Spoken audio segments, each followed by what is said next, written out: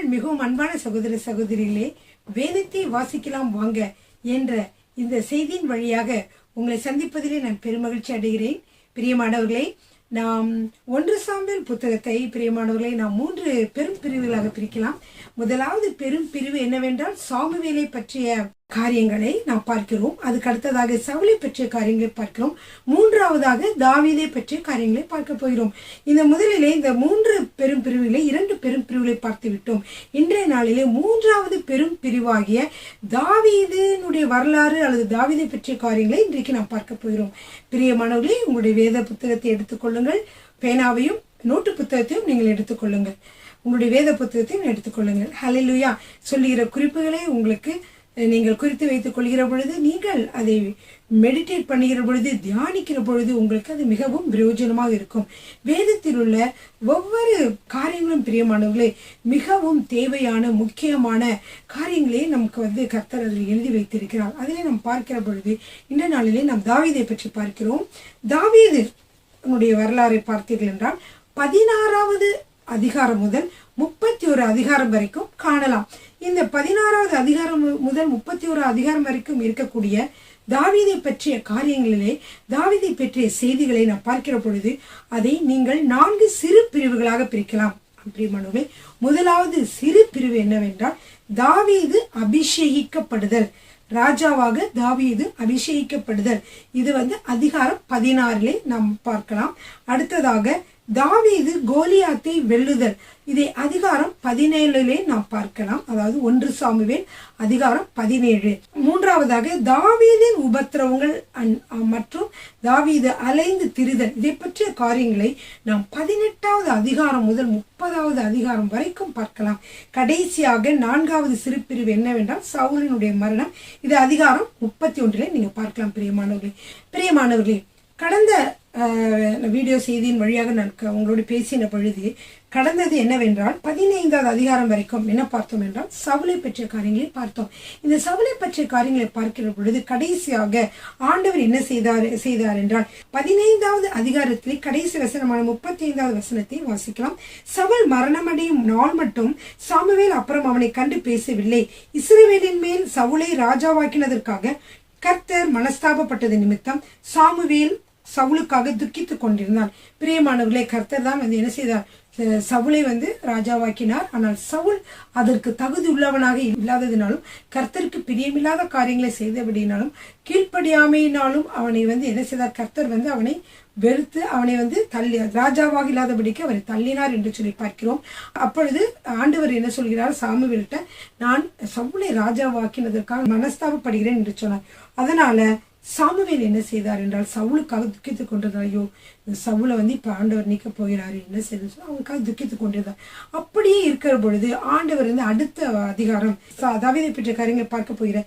இந்த 16வது அதிகாரத்திலே 1 சாமுவேல் 16வது அதிகாரத்திலே முதல் வசனத்திலே பார்க்கிற பொழுது கர்த்தருடைய உணர்வுகள், அங்க சவுலுடைய உணர்வுகள் என்ன? அவன் துக்கித்துக் கொண்டிருந்தார். கர்த்தருடைய உணர்வுகளை நாம் என்னவென்று பார்க்கலாம். கர்த்தர் சாமுவேலை நோக்கி, இஸ்ரவேலின் மேல் ராஜாவாய் இராதபடிக்கு நான் புறக்கணித்து தள்ளின சவுலுக்காக நீ எந்த மட்டும் துக்கித்துக் கொண்டிருப்பாய்? நீ உன் கொம்பை தைலத்தால் நிரப்பிக் கொண்டு வா. பெத்லகேமியனாகிய ஈசாயின் இடத்திற்கு உன்னை அனுப்புவேன். அவன் குமாரில் ஒருவனை நான் ராஜாவாக தெரிந்து கொண்டேன் என்றார்.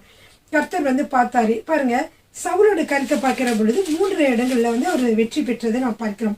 முதலாக பார்த்தீர்கள் என்றால் சவுலோட வெற்றியை பார்க்கிற பொழுது முதலில் என்ன செய்கிறார் என்றால் ஒரு அம்மோனியன், நாகாஸ் என்னும் அம்மோனியன் அவர் வெற்றி கொள்கிறார். கிளையத்துல முற்றுகை போட்டு யாபேசை முற்றுகை போட்ட அம்மோனியர்களை முறியடிக்கிறார். சவுலோட வெற்றி முதலாவது வெற்றி. 2வது வெற்றி பார்த்தீர்கள் என்றால் பெலிஸ்தர்களோடு அவர் சண்டையிட்டு அவர்களை முறியடிக்கிறார். 3வதாக நீங்க பார்த்தீர்கள் என்றால் அமலேக்கியரை வெற்றி பெற்றார் என்று பார்க்கிறோம். இந்த 3 காரியங்களும் செய்கிற பொழுதும் பார்த்தீர்கள் என்றால் நிறைய தவறுகளை அவர் செய்ததை நாம் பார்த்தோம், போன செய்தியை பார்த்தோம். எனவே கர்த்தர் என்ன செய்தார் என்றால் இந்த சவுலை அவர் தள்ளிவிட்டார், ராஜாவாக இராதபடிக்கு புறக்கணித்தார் என்று சொல்லி பார்க்கிறோம். அடுத்ததாக பாருங்கள், 16வது அதிகாரத்தில் ஆண்டவர் சொல்றாரு, நீ இந்த சவுலுக்காக எம்மட்டும் துக்கித்துக் கொண்டிருப்பாய் என்று சாமுவேல் என்று சொல்றார். துக்கித்துக் கொண்டிருப்பாய், ஏன் அவருக்காக நீ துக்கித்துக் கொண்டிருக்கிற? பரவாயில்ல, அவரை விடு, நான் என்ன செய்ய போறேன்? புதிய அரசரை நான் இஸ்ரவேலுக்காக நான் தேர்ந்தெடுக்க போகிறேன். என்று சொன்னார். அப்போ வந்து நீங்க பார்க்கிற பொழுது அதற்கு சாமுவேல், நான் எப்படி போவேன்? ஆண்டவர் சொல்றாரு, நீ போய் அதுல போய் ஈசாயுடைய குமாரனை நீ தெரிந்து கொள், பெத்லகேம் ஊரானாகி ஈசாயுடைய குமாரனை போய் தெரிந்து கொள் என்று சொல்கிறார். அப்படி சொன்ன பொழுது சாமுவேல் சொல்றார், ஐயோ நான் எப்படி போவேன்? சவுலின் ராஜாவாகவே தான் இருக்கிறார் இல்லையா? ஆண்டவரும் சாமுவேலும் மறைமுகமாக என்ன செய்தார்கள்? ஒரு தீர்மானத்திற்கு வந்தார்கள். சவுலை புறக்கணித்து விட்டு வேற ஒரு இஸ்ரவேலில் வேறு ஒரு ராஜாவை, புதிய ராஜாவை ஏற்படுத்த வேண்டும் என்று இவர்கள் இருவருக்கு மட்டும்தான் தெரியும். யாருக்கும்? ஆண்டவருக்கும் சாமுவேல் இந்த தீர்க்கதரிசிக்கு மட்டும்தான் தெரியும். சவுலுக்கு கூட தெரியாது. அப்ப சாமுவேல் சொல்றாரு, ஐயோ சவுலுக்கு இது தெரிஞ்சு என்னை கொன்று போடுவானே, எப்படி நான் போய் இன்னொரு ராஜாவை போய் அபிஷேகம் பண்றதுன்னு கேட்கும்பொழுது ஆண்டவர் சொல்றாரு, நீ என்ன செய்யற? நீ ராஜாவாக்க போறேன்னு சொல்லிட்டு போகாத. நீ ஒரு காளையை கையோடே கொண்டு போய் கர்த்தருக்கு பலியிட வந்தேன் என்று சொல்லி என்ன செய்யணும்? நீ போய் போகணும்னு சொன்னார். அதே மாதிரி அவர் என்ன செய்கிறார்னா, ஒரு காளையை பிடிச்சு கொண்டு வந்து கர்த்தருக்கு பலியிட போகிறேன் என்று சொல்லி பெத்லகேம் என்ற ஊருக்கு வருகிறார். பெத்லகேம் ஊரிலே தான் தாவீது இருக்கிறார். இப்ப இந்த பெத்லகேம் ஊரிலே வந்த உடனே அந்த மக்கள்லாம் வந்து கேட்கிறாங்க, நீங்க வந்தது சுக செய்திதானா இல்லாது எப்படி சமாதானம் தானா என்று கேட்கிறார்கள். ஆமா, சமாதானமான காரியமாக நான் வருகிறேன், பலியிட போகிறேன், எனவே நீங்க இந்த பலி விருந்துக்கு நீங்கள் எல்லாரும் வாங்க என்று சொல்லுகிறார் என்று சொல்லி பார்க்கிறோம். சரிங்க பிரியமானவர்களே, அப்ப எல்லாரையும் வரைகிற பொழுது ஈசாயும் அவன் குமாரையும் பரிசுத்தம் பண்ணி நீங்க எல்லாம் வாங்கன்னு சொல்றாங்க. வாங்கன்னு சொல்லும் பொழுது முதலாவது 16வது 6வது வசனம் பாருங்க. அவர்கள் வந்தபோது அவன் எலியாவை பார்த்த உடனே, கர்த்தரால் அபிஷேகம் பண்ணப்படுபவன் இவன் தான் ஆக்கும் என்றான். ஈசாயுடைய பிள்ளைலாம் வர சொல்றாங்க. ஈசாவுடைய பிள்ளைல ஒரு பிள்ளை நான் அரசராக்க போறேன்னு ஆண்டவர் சொல்லியிருக்கிறாரு. உடனே வந்து முத சன்னை பார்க்கிறாரு. அவன் பேர் எலியா. அவனை பார்த்த உடனே அவர் சொல்றாரு, ஆண்டவரே நீங்க இவனைத்தான் ராஜாவாக்க போகிறீரா என்று. ஏனென்றால் இந்த காரியம் தீர்க்கதரிசிக்கும் தெரியாது, ஆண்டவரை செலக்ட் பண்ண போறவர். ஆனா அவர் என்ன செய்கிறாரு? எலியா வந்து பார்க்க வாட்ட சாட்டமா வயது உள்ளவராக இருக்கிறதுனால அவர் சொல்றாரு, அவரை பார்த்த உடனே இவனை தான் நீங்க அபிஷேகம் பண்ண போயிருக்கீங்க ஆண்டவரேன்னு கேட்கிறாங்க. ஆண்டவர் சொல்றாரு, அப்படி அல்ல சொல்லிட்டு 7வது வசனம், கர்த்தர் சாமுவேலை நோக்கி, நீ இவனுடைய முகத்தையும் இவனுடைய சரீர வளர்ச்சியும் பார்க்க வேண்டாம், நான் இவனை புறக்கணித்தேன். மனுஷன் பார்க்கிறபடி நான் பாரேன், மனுஷன் முகத்தை பார்ப்பான், கர்த்தரோ இருதயத்தை பார்க்கிறார் என்றார். இவன் ஆண்டவர் சொன்னாரு, நீ வந்து வெளி தோற்றத்தை இதை பாக்குறீங்கப்பா.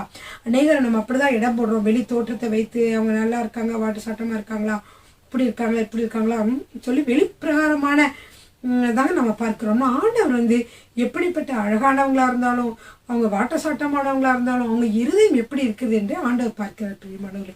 அதுதான் வந்து ரொம்ப முக்கியமான காரியம். நான் நினைக்கிறேன் தாவீது வந்து கொஞ்சம் குள்ளமானவன் தான் அவங்க வீட்டுல.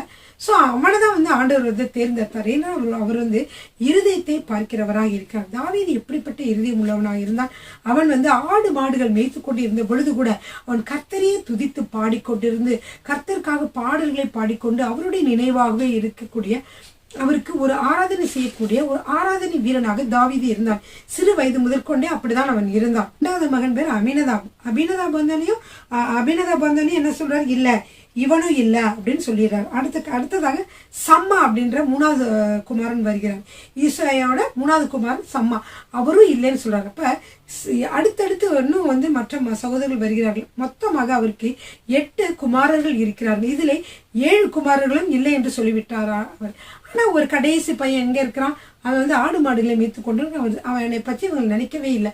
ஆனா அவர் சொல்றாரு, ஆண்டவர் சொல்றாங்க, யாருமே இல்லையா அப்படின்னு சொல்லிட்டு அவர் சொல்றாரு. 11வது வசனம், உன் பிள்ளைகள் இவ்வளவுதானா என்று ஈசாயை கேட்டான். அதற்கு அவன், இன்னும் எல்லோருக்கும் இளையவன் ஒருவன் இருக்கிறான், அவன் ஆடுகளை மேய்த்து கொண்டிருக்கிறான் என்றான். அப்பொழுது சாமுவேல் ஈசாயை நோக்கி, ஆள் அனுப்பி அவனை அழைப்பி, அவன் இங்க வரும் மட்டும் நான் பந்தி இருக்க மாட்டேன் என்றான்.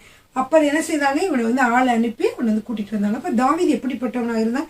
அவன் சிவந்த மேனியும் அழகிய கண்களும் நல்ல ரூபம் உள்ளவனாய் இருந்தான். அப்பொழுது கர்த்தர், இவன் தான், நீ எழுந்து இவனை அபிஷேகம் பண்ணு என்றான். அப்பொழுது சாமுவேல் என்ன செய்கிறார்னா, தைல குப்பியை எடுத்து அவனை தன் சகோதரர் நடுவிலே அபிஷேகம் பண்ணினான்.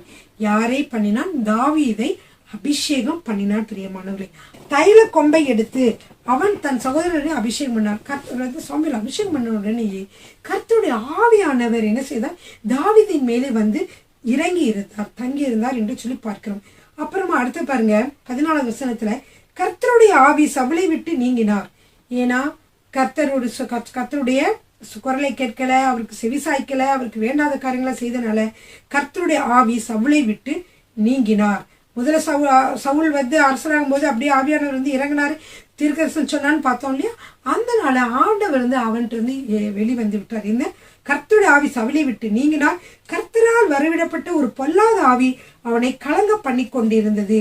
பிரியமானவர்களே, இந்த இடத்துல நீங்க எல்லாருக்கும் பார்க்கலாம் என்னன்னா, கர்த்தருடைய ஆவி சவுலை விட்டு நீங்கினால் கர்த்தரால் வரவிடப்பட்ட ஒரு பொல்லாத ஆவி அவனை கலங்க பண்ணி கொண்டிருந்தது. அப்பொழுது சவுலின் ஊழியக்கார் அவரை நோக்கி, இதோ தேவனால் விடப்பட்ட ஒரு பொல்லாத ஆவி உண்மை கலங்க பண்ணுகிறதே என்று சொல்லி ஒருத்தர் ஊழியக்காரர் சொல்றாங்க. இப்படி உங்களுக்கு கலங்க பண்ணுகிறதே, அப்ப உங்களுக்கு யார் உங்களுக்கு என்ன மாதிரி விடுதலை கொடுக்க முடியும்னா 16வது வசனத்துல, சுரமண்டலம் வாசிக்கிறதில் தீரின ஒருவனை தேடும்படிக்கு எங்கள் ஆண்டவனாகிய நீர் உமக்கு முன்பாக நிற்கிற உம்முடைய அடியாருக்கு கட்டளையிடும். அப்பொழுது தேவனால் விடப்பட்ட பொல்லாத ஆவி உம்மேல் இறங்குகையில் அவன் தன் கையினால் அதை வாசித்தால் உமக்கு சவிக்கியம் உண்டாகும் என்றார்கள். பிரியமானவர்களே, இங்க ஒரு முக்கியமான செய்தி. இந்த வேலையிலே நீங்க எல்லாம் படிக்கும் போது நீங்க நினைக்கலாம், என்ன கர்த்தரால விடப்பட்ட அசுத்தாவிய பொல்லாதாவியா, இந்த பொல்லாதாவி கர்த்தரால் விடப்பட்டதா, இது என்ன அர்த்தம் என்று சொல்லி நீங்க எல்லாம் யோசிப்பீங்க. இந்த பொல்லாத ஆவி என்பது எதை குறிக்கிறது என்றால், சமாதானம், அதாவது திருப்தி இல்லாமல் அலைந்து திரிகின்ற ஒரு டிப்ரெஸான ஒரு ஆவியை குறிக்கிறது. பிரியமானவர்களே, இந்த மாதிரி ஆவியை ஏன் ஆண்டவர் அனுப்புகிறார் என்றால், ஆண்டவர் மிகவும் கருணை உள்ளவர்.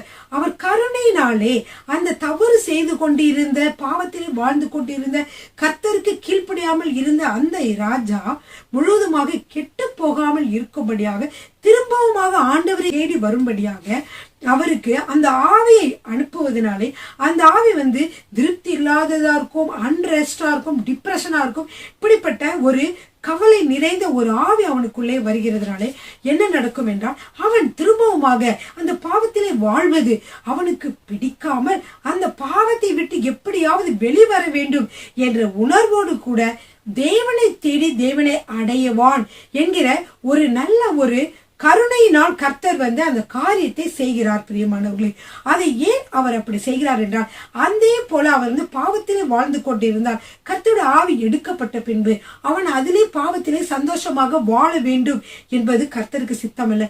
ஏன்னா பாவத்திலே அவன் சந்தோஷமாக வாழ்ந்தால் அவன் எப்படி என்ன செய்வான்? கடைசியில நரகத்துக்கு தான். இது மாதிரி நிறைய பேர் பாவத்திலேயே வாழ்கிற பொழுது, ஆவியானவர் இல்லாவிட்டால் அவர்கள் பாவத்தில் வாழ்கிற பொழுது கர்த்தர் ஒரு ஆவியை அனுப்புகிறார். அது என்ன ஆவினால், அவங்களை கலங்க பண்ணுகிற, அதாவது அவங்களுக்கு ஒரு திருப்தியை கொடுக்காத, அழைந்து திரிகிற ஒரு ஆவியை அவர்களுக்குள்ளே அனுப்புகிறார். டிப்ரெஷன். இந்த டிப்ரெஷனால அவர் என்ன செய்கிறார்கள் என்றால், அந்த பாவத்திலே சந்தோஷமாக வாழாதபடிக்கு ஆண்டவரை தேடி அவரை அடையக்கூடிய ஒரு பாக்கியம் அவர்களுக்கு கிடைக்கிறது. பிரியமானவர்களே, இதனால் தான் அவனுக்கு அந்த பொல்லாத ஆவி, கர்த்தரால் விடப்பட்ட பொல்லாத ஆவி என்று அங்கே சொல்லப்பட்டிருக்கிறது. அதற்கு நீங்கள் வேறு விதமாக சாத்தானோ அப்படியோ என்று நீங்கள் நினைக்க வேண்டாம். இது ஒரு விதமான வியாதி. அவன் அந்த பாவத்திலே இருக்கிற பொழுது மன நிம்மதியோடு வாழ்ந்து விடக்கூடாது என்பதற்காக. ஆனால் பிரியமானவர்களே, அந்த மாதிரி கர்த்தர் அதை அனுப்பின பொழுது என்ன செய்ய வேண்டும்? அந்த மாதிரி மன கவலைகள் இருக்கிற பொழுது அவன் திரும்பவுமாக ஆண்டவரிடம் அவன் சேர வேண்டும். அவன் ஆண்டவரிடம் சேருவதற்கு பதிலாக அநேக நேரங்கள் அவன் என்ன செய்கிறான்? இன்னும் தாவீதை பார்த்து, தாவீதை மீது பொறாமை கொண்டு இன்னும் அவன் பல இன்னும் அவன் மனம் திரும்பாத ஒரு வாழ்க்கையே சவுல் வாழ்ந்து கொண்டிருந்தார் என்று சொல்லி பார்க்கிறோம். பிரியமானவர்களே, இதுதான் இதனுடைய அர்த்தம். எனவே நீங்கள் தெரிந்து கொள்ளுங்கள். ஹல்லேலூயா. சரிங்க, இப்ப பாருங்க, சவுல் என்ன செய்யறாருன்னா, அந்த ஊழியக்காரர் சொல்றாங்க, உங்களுக்கு இப்படி கலக்கப்பட்ட ஒரு ஆவி உங்ககிட்ட வருகிறதுனால உங்களை சுரமண்டலத்தில் வாசிக்கிற ஒருவன் இருந்தால் அதை கேட்கிற பொழுது உங்களுக்கு சுகம் உண்டாகும், அந்த ஆவி நீங்கும், அசுத்தாவி ஓடிவிடும், அதாவது உங்களுக்கு இருக்க அந்த டிப்ரெஷன் இதெல்லாம் மாறி நீங்க சமாதானம் அடைவீர்கள் என்று சொல்லி ஒரு ஊழியக்காரர் சொல்லுகிறார். அங்கே வேலை செய்யக்கூடிய ஒரு ஊழியக்காரர் உடனே என்ன செய்கிறார் என்றால், சவுல் சரி கூட்டிட்டு வாங்க அப்படிங்கிறார். அவங்க யாரை கூட்டிட்டு வர்றாங்க? கடைசியில் ஆண்டவர் அபிஷேகம் பண்ணின ஈசாயினுடைய மகனாகி தாவீதை தான் கூட்டிட்டு வராங்க. அப்போ சவுலுக்கு தெரியாது.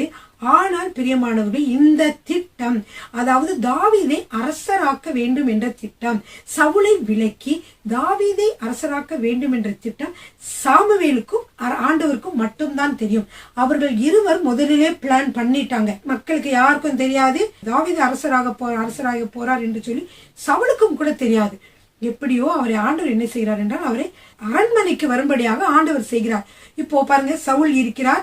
அவருக்கு அந்த அசுத்தாவி வருகிற பொழுது அவன் மிகவும் வேதனைப்படுகிற பொழுது இவர் என்ன செய்வார்? தாவீதை அழைத்து கொண்டு வந்தார்கள். தாவீது சுரமண்டலம் வாசிப்பார். அவர் சுரமண்டலம் வாசிக்கிற பொழுது அவர் பொல்லாத ஆவி நீங்கி அவன் ஆறுதல் அடைவான். யாரு?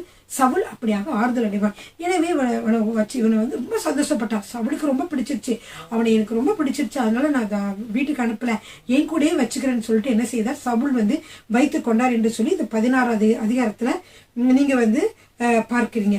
இப்போ தாவீதை பற்றி என்ன சொல்கிறார், ஊழியக்காரர் வந்து தாவீதை பற்றி ஒரு காரியத்தை சொல்கிறார். அதாவது தாவீது எப்படிப்பட்டவன் என்று சொல்லி, அதாவது சுரமண்டல வாசிக்கக்கூடிய அந்த தாவீது எப்படிப்பட்டவன் என்று சொல்லி வாசிக்கலாமா?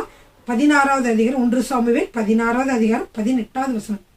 அப்பொழுது அந்த வேலைக்காரரில் ஒருவன் பிரதித்திரமாக, இதோ பெத்லெகேமியனாகிய ஈசாயின் குமாரன் ஒருவனை கண்டிருக்கிறேன், அவன் வாசிப்பதில் தேறினவன், அவன் பராக்கிரமசாலி, யுத்த வீரன், காரிய சமத்தன், சௌந்தரியவான், கர்த்தர் அவனோட கூட இருக்கிறார் என்று சொல்லி அவனை பற்றி நல்ல சாட்சி சொல்கிறதை பார்க்கிறோம் பிரியமானவர்களே. எனவே சவுல் அவனை வந்து கூட்டிட்டு வந்தாரு. கூட்டிட்டு வந்த உடனே ஈசை வந்து நிறைய அப்பங்கள் இதெல்லாம் வந்து கொடுத்து அவனை வந்து அனுப்பி விட்டாங்க. அப்பம், திராட்சை ரசம், வெள்ளாட்டு குட்டிலாம் கொடுத்து என்ன செய்தாங்க, தாவீதை அந்த அரசர்கிட்ட அனுப்பி விட்டாங்கன்னு பார்க்கிறோம். அப்படியே தாவீது சவுலிடத்தில் வந்து அவனுக்கு முன்பாக நின்றான். அவன் இவனை மிகவும் நேசித்தான், அவனுக்கு இவன் ஆயுததாரியானான். முதலாவது தாவீதோட வேலை என்ன வேலை, ஆயுததாரி. சவுலுக்கு ஆயுததாரியாக அவன் இருந்தான் என்று சொல்லி பார்க்கிறோம் பிரியமானவர்களே. ஈசாயிட்ட சொல்லிட்டான், தாவீது என்கிட்டே இருக்கட்டும், ஏன்னா என்னுடைய கண்களில் தாவீதுக்கு தயவு கிடைத்திருக்குது, என்னுடைய இருக்கட்டும் சொல்லி என்ன செய்துட்டார், சவுல் வந்து அவனை வந்து அவர்கிட்டயே வைத்துக்கிட்டார் என்று சொல்லி பார்க்கிறோம். சரிங்க பிரியமானவர்களே, அடுத்ததா பாருங்க என்ன நடக்குதுன்னா, எப்பொழுதெல்லாம் தேவனால் விடப்பட்ட அந்த ஆவி சவுலை பிடிக்கும் பொழுது தாவீது சுரமண்டலத்தை எடுத்து தன் கையினால் வாசிப்பான். அதனாலே பொல்லாத ஆவி அவனை விட்டு நீங்க சவுல் ஆறுதல் அடைந்து சுத்தமாவான். சவுல் ஆறுதல் அடைந்து சுத்தமாவான். அந்த டிப்ரெஷன் போயிடும், அந்த கலக்கம் போயிடும், திருப்தி இல்லாத குணம் போயிடும், சரியாக மாறிவிடுவான். இப்படியாக அவனுக்கு எப்பொழுதெல்லாம் ஏற்படுகிறதோ அப்பொழுதெல்லாம் தாவீது சுரமண்டலத்தை எடுத்து வாசித்தான் என்று சொல்லி பார்க்கிறோம். இதான் 16வது அதிகாரத்திலே தாவீதை கர்த்தர் அபிஷேகம் பண்ணின காரியங்களை நான் பார்க்கிறோம் பிரியமானவர்களே. அடுத்து 17வது அதிகாரத்திலே பார்க்கிற பொழுது பெலிஸ்தர் யுத்தம் பண்ணுகிறதுக்கு இங்க வந்திருக்காங்க. இது என்னதுன்னா கோலியாத்தோட கதை பிரியமானவர்கள். இங்க பெலிஸ்தர்லாம் யுத்தம் பண்ணுறதுக்கு வராங்க, இஸ்ரவேலர் வராங்க. இருவரும் இரண்டு அணியினரும் பார்த்தீங்கன்னா எதிராக அணிவகுத்து நின்றார்கள் என்று சொல்லி பார்க்கிறோம். இஸ்ரேல் மக்கள்லாம் எங்க வந்து நிற்கிறாங்கன்னா, ஏலா என்கிற பள்ளத்தாக்கிலே பாளையம் இறங்கி பெலிஸ்தருக்கு எதிராக நின்றார்கள் சொல்லி பார்க்கிறோம். அப்படி இருக்கிற பொழுது அவர்கள் இந்த பக்கம் இஸ்ரவேலர்கள், அந்த பக்கம் பெலிஸ்தர்கள் இப்படியாக நின்றார்கள் என்று சொல்லி பார்த்தோம். அப்பொழுது வந்து என்ன செய்யறான்னா, கோலியாத்துன்னு ஒருத்தவன், அவன் எந்த ஊரை சேர்ந்தவன், அவன் காத் என்கிற ஊரை சேர்ந்த கோலியாத் என்கிற ஒரு ராட்சசன். அவனுடைய உயரம் பார்த்தீர்கள் என்றால், அவனை பற்றி வந்து விளக்கமாக சொல்லப்பட்டிருக்கிறது. அவனுடைய உயரம் எவ்வளவு என்றால் 6 முழமும் 1 ஜானுமாக இருப்பான். இவன் வந்து யார், கோலியாத் என்பவன் யார், காத் என்கிற ஊரை சேர்ந்தவன். அது மட்டுமல்ல, அவனோட உயரம் வந்து 6 முழமும் 1 ஜானும். அவன் தலையில வந்து ஒரு வெண்கல சீராவை போட்டிருப்பான். வெண்கலத்தாலான சீரா என்றால் ஹெல்மெட். இந்த ஹெல்மெட் வந்து அவர் போட்டிருக்கிறார். நம்ம வாசிக்கலாமா? 17வது அதிகாரம் 5வது வசனம். அவன் தன் தலையின் மேல் வெண்கல சீராவை போட்டு ஒரு போர்க்கவசம் தரித்து கொண்டிருப்பான். அவன் கவசத்தின் நிறைய 5000 சேக்கலான வெண்கலமாயிருக்கும்.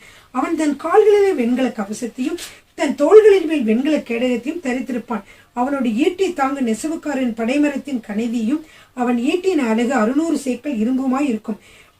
பரிசை பிடிக்கிறவன் அவனுக்கு முன்னாக நடப்பான். இப்படிப்பட்ட ஆயுதங்களை அணிந்தவனாக ராணுவ வீரன் போல என்ன செய்கிறார், இந்த கோலியாத் நின்று கொண்டிருப்பதை பார்க்கிறோம் பிரியமானவர்களே. சரி, இப்ப கோலியாத்து இங்க இருக்கிறாரு. அப்ப என்ன நடக்குதுன்னா, அவன் எப்பொழுது பார்த்தாலும் வந்து நின்று இஸ்ரவேல் தேவனை சபிக்கிறான், இஸ்ரவேல் மக்களை சபிக்கிறதை பார்க்கலாம். வாசிக்கலாமா? 17வது அதிகாரம் 8வது வசனம்.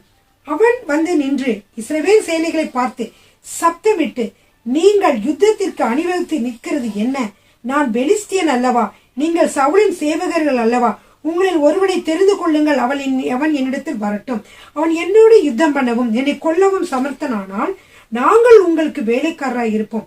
நான் அவனை ஜெயித்து அவனை கொள்வேனானால் நீங்கள் எங்களுக்கு வேலைக்காரராய் இருந்து எங்களை சேவிக்க வேண்டும் என்று சொல்லி பின்னும் அந்த பெலிஸ்தேன், நான் இன்றைய தினம் இஸ்ரவேலுடைய சேனைகளை நிந்தித்தேன், நாம் ஒருவரோடு ஒருவர் யுத்தம் பண்ண ஒருவனை விடுங்கள் என்று சொல்லி கொண்டு வருவான். அவன் என்ன சொல்றான்னா, நீங்க வந்து ஒரு ஆள் ஒத்தைக்கு ஒத்தவாங்க, நான் வந்திருக்கேன், என்ன கூட ஒரு ஆள் சண்டைக்கு வாங்க, சோ நம்ம 2 பேரும் சண்டை போடுவோம். நான் ஜெயிச்சா என்ன செய்வாங்க, என்னுடைய பெலிஸ்தர்கள் எல்லாரும் உங்களுக்கு வேலைக்காரர்கள், அல்லது நீ ஜெயித்தா நாங்க என்ன செய்வோம், உங்களுடைய வேலைக்காரர்களாகவும் வாங்கன்னு சொல்லி கூப்பிடுறோம். ஆனா இவன் மிகவும் உயரமானவனும் ராட்சதனமாக இருந்ததுனால இஸ்ரவேல் மக்கள் அனைவரும் பயந்தார்கள். பிரியமா, ஒருவரும் அவனுக்கு என்ன செய்ய எதிர்த்து போகல, எல்லாரும் பயந்து கொண்டிருந்தார். அப்படி இருக்கும் பொழுதுதான் தாவீது அங்கே வருகிறான். தாவீதை பற்றி திரும்பமாக சொல்லப்பட்டிருக்குது 12வது வசனம், 17வது அதிகாரம் 12வது வசனம். தாவீது என்பவன் யூதாவில் உள்ள பெத்லகேம் ஊரானாகிய ஈசாய் என்னும் பேருள்ள எப்ராத்திய மனுஷனுடைய குமாரனாய் இருந்தார். ஈசாய்க்கு 8 குமாரர்கள் இருந்தார்கள். இவன் சவுலின் நாட்களிலே மற்ற ஜனங்களுக்குள்ளே வயது சென்ற கிழவனாய் மதிக்கப்பட்டான். யாரு? ஈசாய். இந்த ஈசாயுக்கு 8 குமாரர்கள் இருந்தார்கள் என்று சொல்லி பார்க்கிறோம். ஈசாயினுடைய 3 குமாரர்கள் வந்து எங்க இருந்தாங்கன்னா இந்த இஸ்ரவேல் ராணுவத்திலே இருந்தார்கள். பிரியமானவர்களே, யுத்தத்திற்கு போயிருந்தார்கள். அப்படியாக பார்க்கிறோம். பார்த்தோம்ல, அந்த மூத்தவனுடைய பேர் வந்து எலியா, 2வது குமாரனுடைய பேர் அமினதாப், 3வது குமாரன் சம்மா என்று சொல்லி பார்த்தோம். தாவீது எல்லோருக்கும் இளையவன். மூத்தவர்களாக அந்த 3 பேருமே சவுலோடு கூட என்ன செய்தார்கள்? யுத்தத்துக்கு போயிருந்தார்கள்.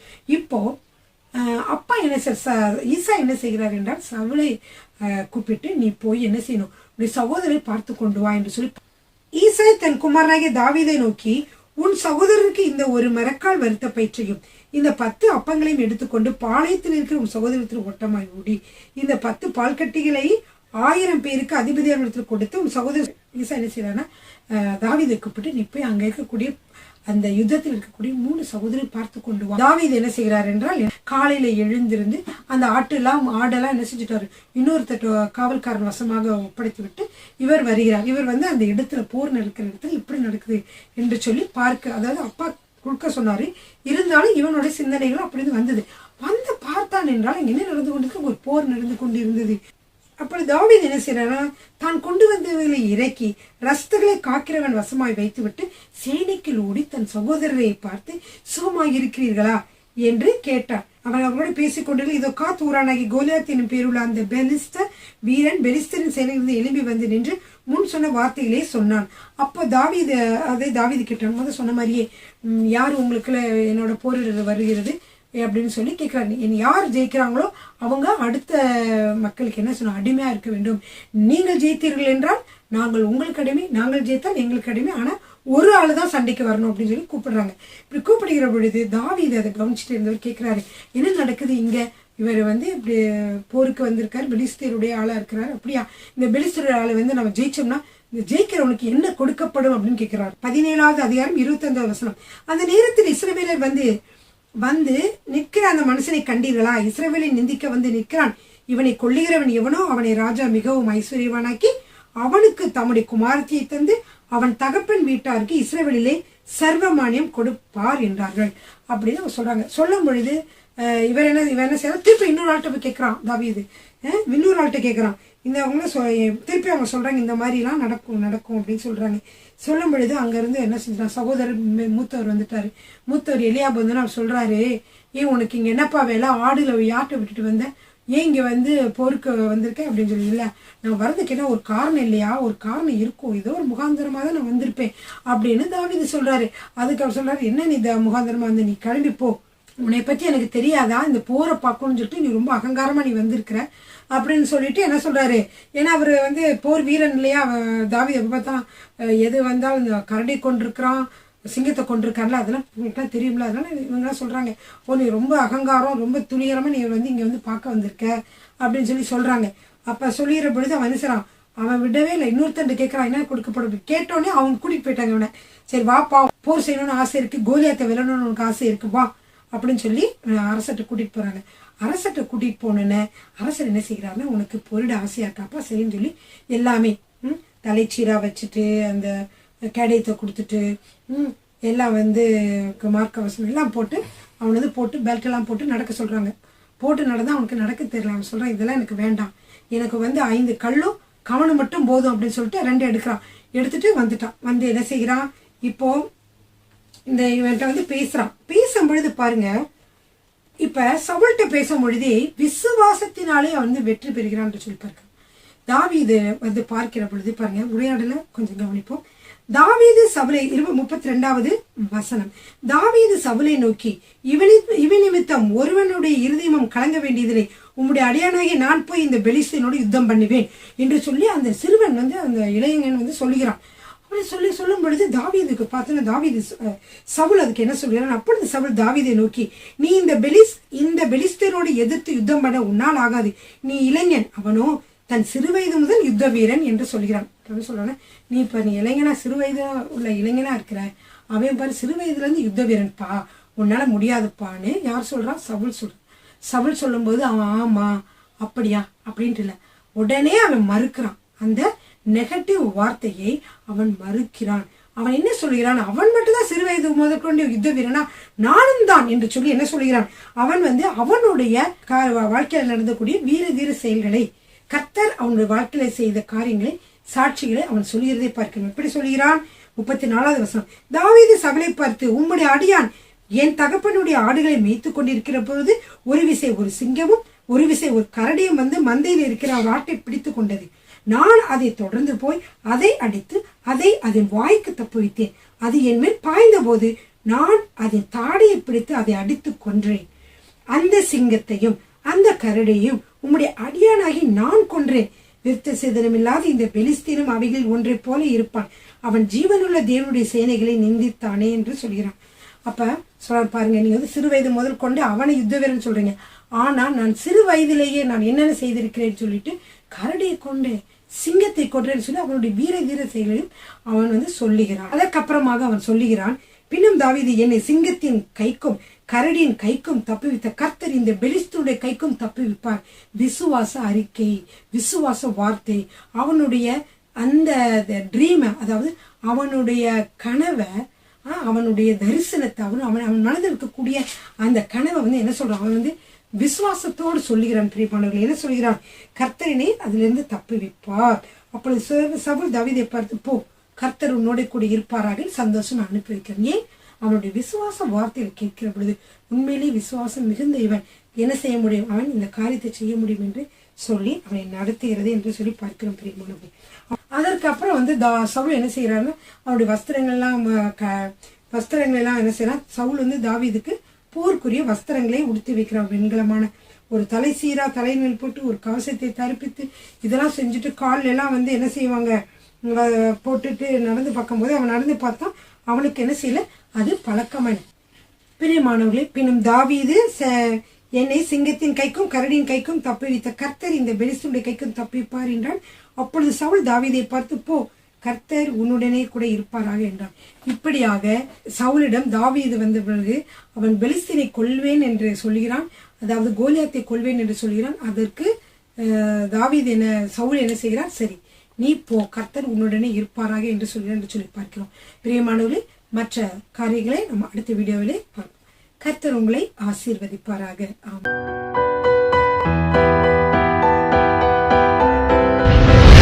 கர்த்தர் உங்களை ஆசீர்வதிப்பாராக.